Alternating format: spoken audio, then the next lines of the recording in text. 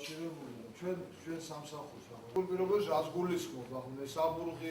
ვახმობთ ამათთან და ერთობლივად ხდება შვილებში გავაკეთეთ დიდაჭ ამბლებში შესწავლილი მოსახლეობა თავიდან რესურსები ადამიანური რესურსის გაზრდაც იქნება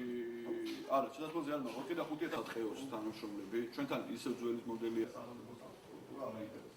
არა კლიანად სფეროზე მასაუბრა ორი ყველაზე დიდი პრობლემა რაც არსებობს ნორმალური სპეციალისტები ზეც ქარხანასთან დაკავშირებით ის რომ ფაქტობრივად მუშაობა საკონცერტო აქტიურ ფაზაში არის შესული და ეს პრობლემა ძალიან მალე მოგვარდება რაც შეეხება ნავთობის სუნს ამ მიმართულებითაც ჩვენ გეგმავთ სამუშაო ჯგუფის შექმნას იგივე ტერმინალის თანამშრომლებთან ერთად რომ ერთ სამუდამოდ გაირკვეს ეს პრობლემა საიდან მოდის და ვეძებოთ ამ პრობლემების გადაწყვეტის გზები რაც შეეხება ინერტული მასალების ამოღებას და ჭოროხში ესე იგი რა მდგომარეობა გვაქვს ამის ფაქტურად გაჩერებულია დღეს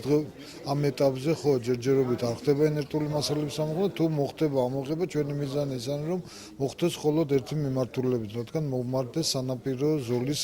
გამაგრებას და მის რეაბილიტაციას წარმოადგენს ეგმა თუ რას გააკეთებენ მომავალში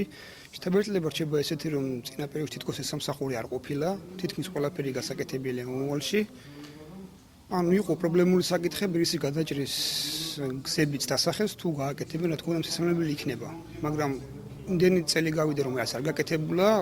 ფიქრობთ რომ პრობლემა იქნებოდა მომავალში ალბათ